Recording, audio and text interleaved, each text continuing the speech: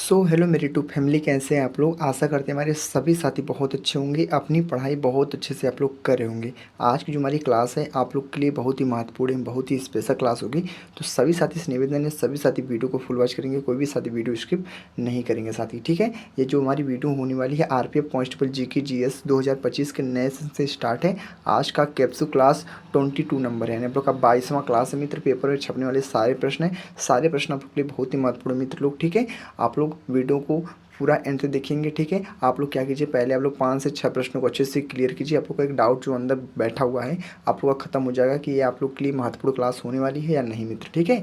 आप लोग को पता है हम लोग मिलकर किरम पब्लिकेशन की जो बुक होती है, किरम पब्लिकेशन की जो बुक होती है ये स्पेशल रेलवे के लिए ही बनाई जाती है मित्र, ठीक है। इसी बुक से हमने पूरे 41 PYQ सेट, 41 PYQ सेट को हमने पूरी 88 पार्ट में कवर किया और सारी वीडियो हमारी प्लेलिस्ट में मिल जाएंगे मित्र, ठीक है। RPF constable GK GS PYQ की सीरीज के नाम से प्लेलिस्ट बनी है, वहाँ पे सारी वीडियो मिल जाएंगे पार्ट वाइज मित्र, ठीक है। और यह जो PYQ मैंने क्लास करवाया है आप लोग के लिए बहुत ही महत्वपूर्ण क्लास है। जो साथी कमेंट करते हैं कहाँ कहाँ से प्रश्न पूछे जाते हैं मुझे समझ नहीं आता मित्र ना, उनके लिए बहुत ही महत्वपूर्ण क्लास है। उन क्लासों को अटेंड कर लीजिए आप लोग के लिए बहुत ही हेल्पफुल होगा मित्र, ठीक है। आप लोग के एग्जाम के लिए कि एक आप लोग का डाउट खत्म हो जाएगा, कहाँ से प्रश्न पूछे जाते हैं, किस किस टॉपिक से कितने कितने प्रश्न पूछे बनते हैं, सब कुछ आप लोग को मैं डिटेल साथ बताया हूँ। और PYQ है, और PYQ के क्वेश्चन जो होते हैं साथियों ज़्यादा से ज़्यादा रिपीट भी होते हैं मित्र, इतना आप लोग को पता होना चाहिए। बाकी आप लोग को पता है हम लोग ने बोला था हम सुबह में और शाम को, ठीक है, सुबह शाम दोनों समय आप लोग को एक एक कैप्सूल क्लास देंगे मित्र, ठीक है। जो आप लोग को गुनगुने पानी के साथ आप लोग को लेना है।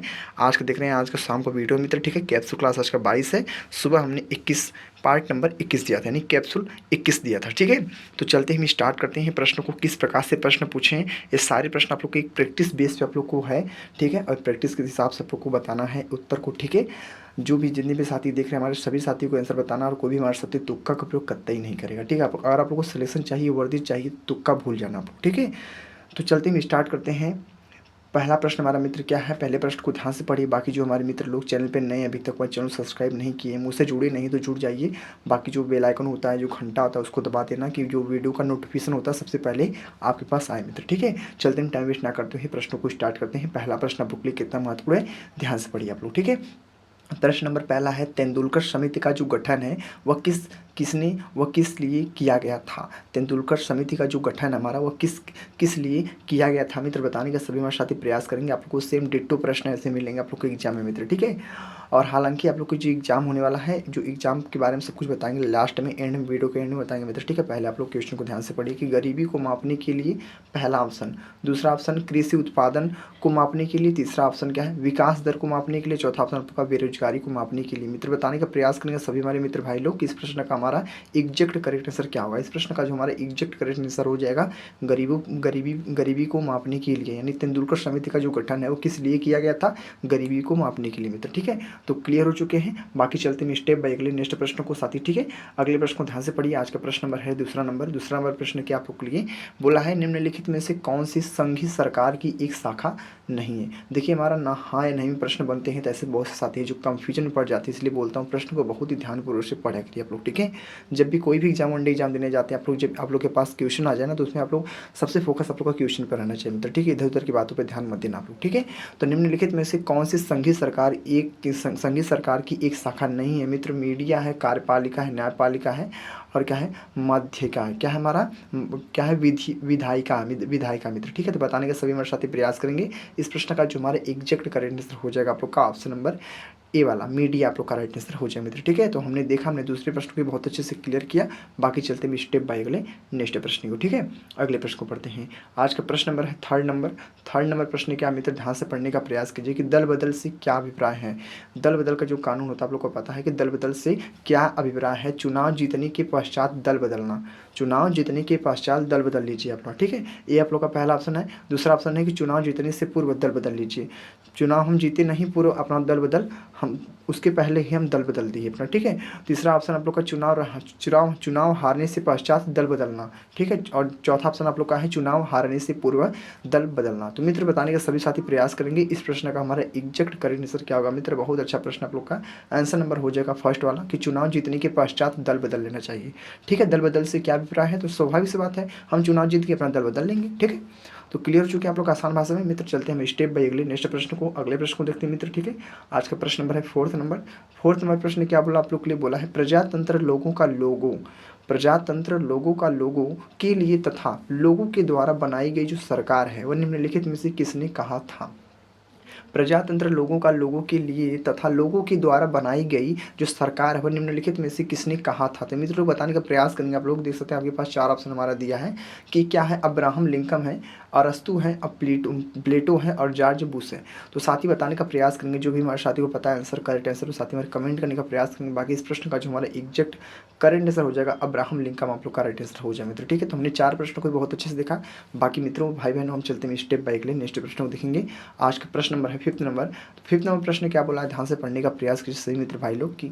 ठीक है, तो आज का प्रश्न नंबर फिफ्थ नंबर प्रश्न क्या बोला आप लोग के लिए, कितना महत्वपूर्ण है, बोला है कि भारत में कितने प्रकार के आपातकाल घोषित किए जा सकते हैं मित्र। ठीक है, भारत में जो आपातकाल हमारे हैं वो घोषित किए जा सकते हैं। ठीक है, कितने प्रकार में घोषित किए जा सकते हैं, 3 प्रकार में, 2 प्रकार में, 6 प्रकार में और एक ऑप्शन आप लोग का है 5 प्रकार में मित्र। ठीक है, तो बताने का प्रयास करेंगे आप लोग कि भारत में कितने प्रकार के आपातकाल घोषित किए जा सकते हैं। तो मित्र इस प्रश्न का जो हमारा एग्जैक्ट करेक्ट आंसर हो जाएगा, मैं यहाँ पे लिख देता हूँ 3 प्रकार के।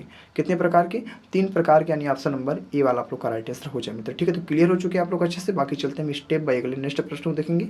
आज का प्रश्न नंबर है 6 नंबर आपका प्रश्न है साथी। ठीक है, 6 नंबर प्रश्न को ध्यान से पढ़िए और उत्तर देने का सभी साथी हमारे प्रयास कीजिए कि आज का 6 नंबर प्रश्न क्या है। ठीक है, तो प्रश्न छठा बोला है कि भारतीय संविधान में कितने भाग होते हैं। ठीक है, कितने भाग हैं या कितने भाग होते हैं मित्र। ठीक है, कि भारतीय संविधान जो हमारा वो कितने भाग हैं, उसमें कितने भाग हैं, 18 भाग है, 25 भाग है, 22 भाग है, 12 भाग है। तो मित्र लोग बताने का प्रयास करेंगे और कोई भी हमारे साथ तुक्का का प्रयोग करता ही नहीं करेगा। ठीक है, मैं स्पेशल आरपीएफ के लिए नहीं बता रहा हूँ। ठीक है, कोई भी एग्जाम देने जाता है आप लोग तुक्का मत मारिएगा। अगर आप लोग को सिलेक्शन चाहिए ना, वर्दी के पीछे भाग रहे हैं ना मित्र। ठीक है, जो आप लोग को पता है कि आप लोग को पता है सब वैकेंसी जल्दी आती नहीं मित्र। ठीक है, आप लोग का नसीब, आप लोग का गोल्डन समय चल रहा है कि आप लोग के पास वैकेंसी आ रही मित्र। ठीक है, आप लोग का जो एज है इस समय, उसमें आपकी वैकेंसी आ रही है। उन छात्रों से पूछे जो छात्र एज हो चुका है और वैकेंसी नहीं आई थी उस समय। ठीक है, जो एज से आउट हो चुके हैं मित्र। ठीक है, उनसे पूछिए उसका मतलब क्या होता है मित्र। ठीक है, तो आप लोग का बहुत गोल्डन समय चल रहा है, तो आप लोग अच्छे से मेहनत कीजिए। आप लोग 4-5 महीने मेहनत करके आप लोग सिलेक्शन ले सकते हैं मित्र। ठीक है, तो बाकी आप लोग मेहनत जारी रखिए अपना। ठीक है, तो भारतीय संविधान में कितने भाग हैं, भारतीय संविधान में कितने भाग है तो बताने का प्रयास करेंगे साथ ही। हमारे कितने भाग है, 25 भाग है मित्र। ठीक है, कितने भाग है, 25 भाग, हमारा 25 भाग। ठीक है, तो क्लियर हो चुके सभी हमारे साथी अच्छे से। बाकी चलते हैं स्टेप बाय अगले नेक्स्ट प्रश्न को देखेंगे। आज का प्रश्न नंबर है 7 नंबर। तो 7 नंबर प्रश्न को बहुत ही ध्यान से पढ़ने का प्रयास कीजिए और सभी साथी उत्तर देने का प्रयास कीजिए। जो हमारी बहन दिख रहे हैं, जो मेरे भाई दिख रहे हैं मित्र। ठीक है, तो देख सकते हैं आज का 7वां प्रश्न बोला है आप लोग के लिए कितना महत्वपूर्ण है कि धन विधेयक जो सर्वप्रथम संसद के किस सदन में प्रस्तावित किया जा सकता है या किया जाता है। ठीक है, धन विधेयक सर्वप्रथम संसद के किस सदन में प्रस्तावित किया जाता है, केवल राज्यसभा में, केवल राज्यसभा में, केवल लोकसभा में, केवल राज्यसभा में, केवल लोकसभा में, लोकसभा तथा राज्यसभा दोनों में, और चौथा ऑप्शन आपको कहा है या तो लोकसभा में या तो राज्यसभा में मित्र। ठीक है, तो बताने का सभी साथी प्रयास करेंगे कि धन विधेयक जो सर्वप्रथम संसद के किस सदन में प्रस्तावित किया जाता है। तो ऑप्शन नंबर आप लोग का हो जाएगा केवल लोकसभा में। ठीक है, तो ऑप्शन नंबर बी वाला क्या होगा आप लोग का राइट आंसर मित्र हो जाएगा। ठीक है, तो B answer is the very most answer हो जाए मित्र। ठीक है, बाकी चलते हैं इसी प्रकार अगले नेक्स्ट प्रश्नों को साथ ही देखते हैं। आज का प्रश्न नंबर कौन सा, 8 नंबर प्रश्न है। तो 8 नंबर प्रश्न को ध्यान से पढ़िए आप लोग और उत्तर देने का आप लोग प्रयास भी करना साथी। ठीक है, प्रश्न आप लोग के लिए बहुत ही महत्वपूर्ण है, किसी प्रश्न को हल्के मत लेना और सारे प्रश्न को अपने नोटबुक पर नोट करते रहिए साथी। ठीक है, निम्नलिखित में से किन तरीकों द्वारा भारत की नागरिकता गंवाई जा सकती है।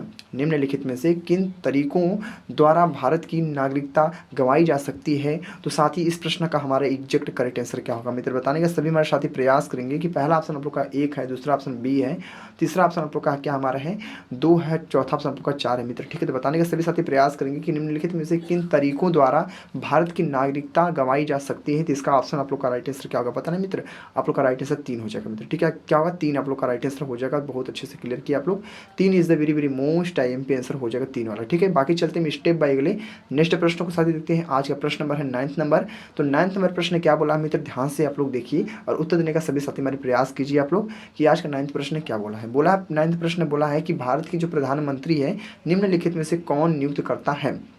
भारत के प्रधानमंत्री को निम्नलिखित में से कौन नियुक्त करता है? भारत जो हमारे प्रधानमंत्री है ना, उनको नियुक्त कौन करता है? पहला ऑप्शन दिया है भारत के मुख्य न्यायाधीश नियुक्त करते हैं, या भारत के राष्ट्रपति जी नियुक्त करते हैं, या भारत के महान्यायवादी, या राज्यपाल है। तो मित्र बताने का प्रयास करिए आप लोग कि भारत के जो प्रधानमंत्री हैं उनको निम्नलिखित में से कौन नियुक्त करते हैं। आप लोग के पास 4 ऑप्शन दिए हैं, 4 ऑप्शन से आप लोग को राइट आंसर को चूज करने का प्रयास करना मित्र, ठीक है। बाकी इस प्रश्न का जो हमारा राइट आंसर हो जाएगा भारत के राष्ट्रपति, आप लोग का राइट आंसर हो जाएगा। जो हमारे भारत के राष्ट्रपति होते हैं वही प्रधानमंत्री को नियुक्त करते हैं मित्र, ठीक है। तो क्लियर हो चुके हैं आप लोग बाकी अच्छे से। हम चलते हैं स्टेप बाय अगले नेक्स्ट प्रश्न को देखेंगे। आज का प्रश्न नंबर है 10th नंबर। तो 10th प्रश्न को ध्यान से पढ़िए आप लोग और उत्तर देने का सभी साथी प्रयास करिए कि आज का हमारा 10th नंबर प्रश्न क्या बोला। आज का 10वां प्रश्न क्या बोला है कि बोला है निम्नलिखित में से कौन एक सिंधु घाटी सभ्यता की खोजकर्ता थे? निम्नलिखित में से कौन एक सिंधु घाटी सभ्यता की खोज करता थे? तो मित्र लोग बताने का प्रयास करिए इस प्रश्न का हमारा एग्जैक्ट करेक्ट आंसर क्या होगा मित्र। बहुत अच्छा प्रश्न है। पहला ऑप्शन आप लोग का बोला है लॉर्ड वुली। दूसरा ऑप्शन आपका दयाराम साहनी जी है। सी वाला ऑप्शन आप लोग का यानी तीसरा ऑप्शन है वी एस अग्रवाल जी हैं, और डी ऑप्शन आप लोग का ए.एल. बासम है। तो मित्र बताने का प्रयास करिए आप लोग कि निम्नलिखित में से कौन एक सिंधु घाटी सभ्यता की खोज करता थे? तो ऑप्शन नंबर आप लोग का दयाराम साहनी जी आप लोग का राइट आंसर हो जाएगा। बहुत अच्छा प्रश्न है। Option number B is the very most time answer हो जाएगा साथी, ठीक है। चलते हैं इसी प्रकार अगले नेक्स्ट प्रश्न को देख लेते हैं। आज का प्रश्न नंबर 11th नंबर है। तो 11th प्रश्न को पहले ध्यान से पढ़ते हैं, फिर इसके ऑप्शन को हम देखते हैं मित्र, ठीक है। तो प्रश्न नंबर 11 पूछा आप लोग के लिए क्या है कि दिल्ली को भारत की राजधानी कब घोषित किया गया था?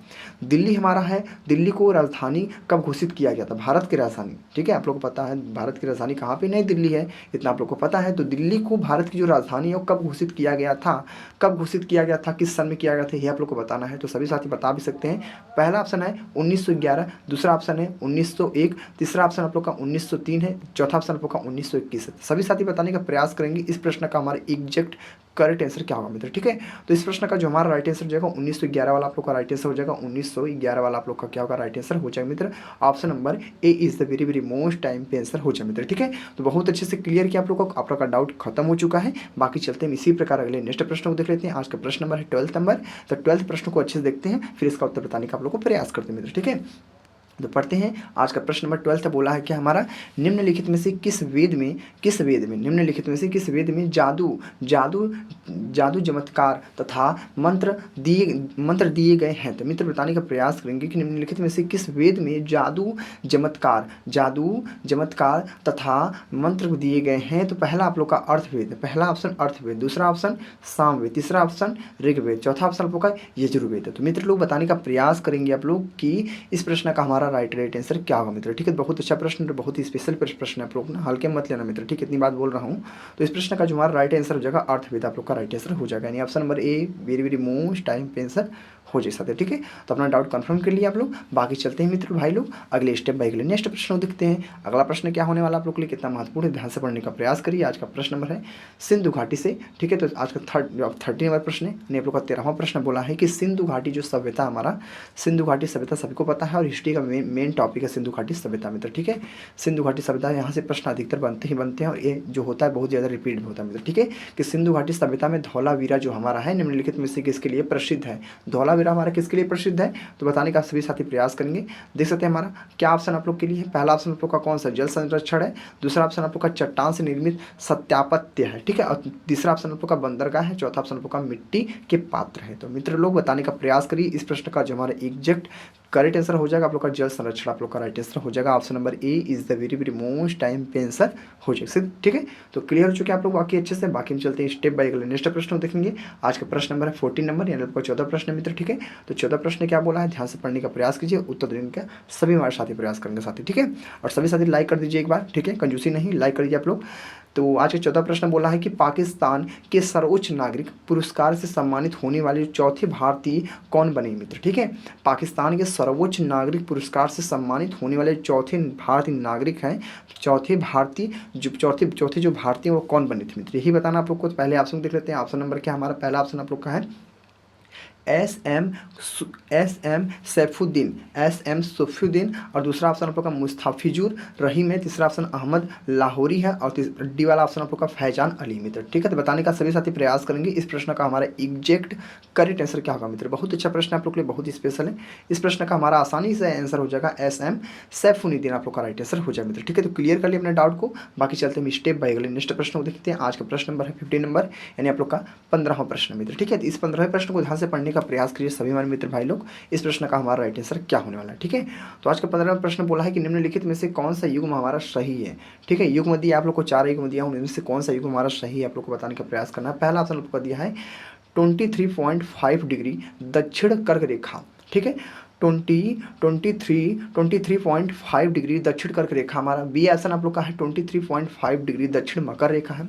सी ऑप्शन आप लोग का 23.5 डिग्री उत्तर अमेरिका रेखा है, ठीक है, उत्तर मकर रेखा मित्र, ठीक है। और डी आंसर आप लोग का है 66 डिग्री उत्तर अंटार्कटिक वृत्त है। तो मित्र बताने के सभी साथी प्रयास करिए आप लोग इस प्रश्न का हमारा आंसर क्या हो सकता है मित्र, ठीक है। बहुत अच्छा प्रश्न आप लोग, बहुत ही स्पेशल प्रश्न साथी, ठीक है। तो सभी हमारे साथी बताने का प्रयास करिए इस प्रश्न का जो हमारा एग्जैक्ट करेक्ट आंसर हो जाएगा 23.5 डिग्री दक्षिण जो कर्क रेखा मित्र आप लोग का हमारा राइट आंसर हो जाएगा मित्र, ठीक है। तो क्लियर हो चुके हैं आप लोग अच्छे से। बाकी मित्र भाई लोग अच्छे से बहन लोग चलते हैं स्टेप बाय अगले नेक्स्ट प्रश्न को देखते हैं साथी, ठीक है। तो अगले प्रश्न को पढ़ते हैं। आज का प्रश्न नंबर है कौन सा है 60 नंबर प्रश्न है आप लोग का, यानी 16वां प्रश्न मित्र, ठीक है। 16वां प्रश्न क्या बोला है ध्यान से पढ़िए आप लोग। 16 प्रश्न बोला है हमारा निम्नलिखित में से किस सागर का जो खारापन सबसे अधिक होता है। यही आप लोग को बताना है कि जो सबसे सागर जो हमारा खारापन होता है वो सबसे अधिक होता है, सबसे उच्च लेवल पर होता है मित्र, ठीक है। सबसे अधिक लाल सागर का होता है, मृत सागर का होता है, और आप लोग के पास 2 ऑप्शन है आप लोग का काला सागर और अरब सागर मित्र, ठीक है। तो जो जिस सागर का खारापन जो सबसे अधिक होता है वही आप लोग को बताना है, ठीक है। ऑप्शन आप लोग को मैंने दिया है, बस आप लोग को उत्तर बताना है कमेंट बॉक्स में मित्र, ठीक है। तो इसका ऑप्शन भी आप लोग का राइट आंसर आप लोग का मृत सागर आप लोग का हो जाएगा। ऑप्शन नंबर क्या आप लोग का B answer is the very very most time पे आंसर हो जाए मित्र, ठीक है। तो अपने डाउट को क्लियर कर लिया आप लोग, ठीक है। हमने 16 प्रश्नों को बहुत अच्छे से देख लिया। बाकी मित्रों भाई बहन हम चलते हैं स्टेप बाय अगले नेक्स्ट प्रश्न को देखते हैं। आज का प्रश्न नंबर होने वाला आज का 17, ठीक है, यानी आप लोग का 17 प्रश्न मित्र, ठीक है। 17 प्रश्न को बहुत ध्यान से पढ़िए आप लोग। 17 प्रश्न क्या बोला आप लोग के लिए, तो ध्यान से पढ़ने का प्रयास कीजिए। आज 17 प्रश्न बोला है कि चापाकर जो झील है हमारा, चापाकर जो झील है उसकी रचना तब होती है जब नदी होती है। चापाकर जो झील हमारी उसकी रचना तब होती है जब नदी होती है, नदी होती तभी चापाकर की जो झील हमारी चापाकर जो झील है रचना तब होती है जब नदी होती है। तो पहला ऑप्शन आप लोग का बोला है तीखी ढलान पर, तीखी ढलान पर। दूसरा ऑप्शन है बहुत कम ढलान पर, तीखी ढलान पर, बहुत कम ढलान पर। सी ऑप्शन आप लोग का तेजी से बह रही है, तेजी से बह रही है। डी ऑप्शन आप लोग का उद्गम बिंदु के निकट है, ये उद्गम बिंदु के निकट है। यानी चापाकर झील की रचना तब होती है जब नदी होती है। तो इसका बहुत ही सिंपल आंसर बता सकते हैं आप लोग, क्या हो सकता है इसका आंसर, बहुत ही सिंपल एग्जैक्ट आंसर बताने के मित्र ना। इसका ऑप्शन आप लोग का हो जाएगा बहुत बहुत कम ढलान पर होती है, ठीक है। यानी आपका B answer is the very very most time पे आंसर हो जाएगा। तो हमने देख ली पूरे 17 प्रश्नों को बहुत अच्छे से डिटेल के साथ समझ लिया। बाकी चलते हैं स्टेप बाय अगले नेक्स्ट प्रश्न को देखते हैं। आज का प्रश्न नंबर है 18 नंबर। 18 नंबर प्रश्न क्या है ध्यान से पढ़िए आप लोग, उत्तर देने का प्रयास कीजिए कि बहुत अच्छा प्रश्न आप लोग आज का नंबर। कैप कैमोरिन जो आप लोग का नाम सुनेंगे, कैप कैमोरिन जो किस देश में स्थित है, यही बताना आप लोग को। बहुत अच्छा प्रश्न आप लोग बता भी सकते हैं इजीली आप लोग, ठीक है। जो कैप कैमोरिन हमारा वो किस देश में स्थित है, कैप कैमोरिन हमारा किस देश में स्थित मित्र बताएंगे। दक्षिण अफ्रीका में स्थित है, भारत दक्षिण में स्थित है, यानी आप लोग का अमेरिका में स्थित है, ठीक है, दक्षिण अमेरिका में। देख लीजिए यहाँ पे ऑप्शन आप लोगों को गलत बता दिया मैंने कि कैप कैमोरिन किस देश में स्थित है। तो मित्र दक्षिण अफ्रीका, ये हमारा पहला ऑप्शन है। दक्षिण अमेरिका, और दूसरा हमारा भारत होगा, तीसरा हमारा क्या हमारा दक्षिण अमेरिका होगा, दक्षिण अमेरिका होगा। चौथा ऑप्शन आप लोग का पाकिस्तान होगा। मित्र बताने का सभी साथी प्रयास करेंगे इस प्रश्न का हमारा राइट आंसर क्या होगा, सभी हमारे साथी प्रयास करेंगे उत्तर देने का, ठीक है। तो बता देना मित्र इस प्रश्न का जो हमारा राइट आंसर आप लोग का भारत होगा, ठीक है, भारत होगा। क्या होगा भारत, यानी आपका जो दिख रहा है आप लोग का बी आंसर आप लोग का राइट आंसर हो जाएगा। आप लोग का जो दक्षिण अमेरिका एक ही ऑप्शन हो जाएगा, यानी सी ऑप्शन क्या हमारा दक्षिण अमेरिका एक ही में लिखा गया है, इसमें टाइपिंग मिस्टेक है। बाकी चलते हैं स्टेप बाय अगले नेक्स्ट प्रश्न को। क्लियर हो चुके हैं आप लोग का ऑप्शन नंबर क्या होगा भारत, ठीक है। कैप कैमोरिन किस देश में स्थित है, तो भारत में स्थित है मित्र, ठीक है। चलते हैं स्टेप बाय अगले नेक्स्ट प्रश्न को। आज का प्रश्न नंबर है आज का 19 नंबर प्रश्न मित्र, ठीक है। 19वां प्रश्न बोला आप लोग के लिए, क्या बोला है कि किसको शिक्षा के लिए वाइज पुरस्कार प्रदान किया गया है। हमारा पुरस्कार से प्रश्न पूछा है, अवार्ड से प्रश्न मित्र, ठीक है, जिसे अवार्ड्स भी बोलते हैं इंग्लिश में, ठीक है। तो हुसैन खान है पहला ऑप्शन आप लोग का, हुसैन खान। दूसरा ऑप्शन आप लोग का सफीना हुसैन है। तीसरा ऑप्शन अनीसा हुसैन है। चौथा ऑप्शन का अफरीन हुसैन है। तो मित्र लोग बताने का प्रयास करेंगे आप लोग कि किसको शिक्षा के लिए वाइस पुरस्कार प्रदान किया गया है। तो इसका ऑप्शन आप लोग का राइट आंसर सफीना हुसैन आप लोग का राइट आंसर हो जाए मित्र, ठीक है। सफीना हुसैन है आप लोग का दिख रहा है आप लोग का पहला बी वाला आंसर आप लोग का राइट आंसर हो जाए मित्र, ठीक है। तो अच्छे से आप लोग क्लियर किया, आप लोग का डाउट कंफर्म हो चुका है। तो हमने पूरे 19 प्रश्नों को बाकी बहुत अच्छे से क्लियर किया। बाकी चलते हैं स्टेप बाय अगले नेक्स्ट प्रश्न को। आज का अंतिम प्रश्न मित्र, ठीक है। आज का अंतिम प्रश्न क्या बोला है, इस अंतिम प्रश्न को करने के बाद आप लोग कमेंट बताना पूरे 20 प्रश्न में से कितने प्रश्न आप लोग के सही हुए हैं और कितने प्रश्न आप लोग के गलत हुए मित्र, ठीक है। सभी हमारे साथी मित्र भाई लोग बहन लोग बताएंगे, ठीक है। तो आज का 20वां प्रश्न बोला है, ध्यान से पढ़िए आप लोग। 20वां प्रश्न बोला हमारा कि निम्नलिखित में से कौन सी हमारी जो ऐसी कोशिका है जो अंगक केवल वनस्पति कोशिका में उपस्थित होती है मित्र। ठीक है, कि निम्नलिखित में से कौन सी हमारी ऐसी कोशिका है जो अंगक केवल वनस्पति कोशिका में उपस्थित होती है मित्र। पहला ऑप्शन आपको का दिया है कोशिका झिल्ली, बहुत ही एग्जैक्ट आंसर आपको का कोशिका झिल्ली। दूसरा ऑप्शन कोशिका भित्ति, तीसरा ऑप्शन सूत्रकारिका और आपका डी आंसर आपका रिक्तिका है मित्र। ठीक है, तो बताने के सभी साथी प्रयास करेंगे। इस प्रश्न का जो हमारा एग्जैक्ट करेक्ट आंसर हो जाएगा कोशिका भित्ति, आप लोग का राइट आंसर हो जाएगा, नहीं option number B answer very very most time पे आंसर हो जाए मित्र। ठीक है, तो हमने देख लिया पूरे 20 प्रश्नों को हमने बहुत अच्छे से आप लोग को बता दिया, इजीली कवर करा दिया मित्र। ठीक है, अब वीडियो आप लोग को कैसे लगी आप लोग कमेंट बॉक्स में बताना। बाकी आप लोग को मैंने बताया था एग्जाम के बारे में, हर एक वीडियो में बताया था आप लोग को। ठीक है, जितनी भी सुबह शाम वीडियो अपलोड होती है आप लोग को मैंने बताया था। एग्जाम को जो होने वाला मार्च में एग्जाम होगा, क्योंकि आप लोग को पता है जो ऑफिशियल नोटिफिकेशन होता है रेलवे का मित्र ना, तो रेलवे का जो ऑफिशियल नोटिफिकेशन होता है 1-2 हफ्ते पहले आप लोग को पता चलता है कि आप लोग का एग्जाम कब होने वाला है कब नहीं होने वाला मित्र। ठीक है, तो बहुत से ऐसे साथी का कमेंट आता है कि एग्जाम कब होने वाला है मित्र। ठीक है, कब नहीं होने वाला है, तो जो 8 जनवरी से एग्जाम होने वाला था 8 जनवरी से एग्जाम नहीं होगा मित्र। ठीक है, आप लोग को पता है।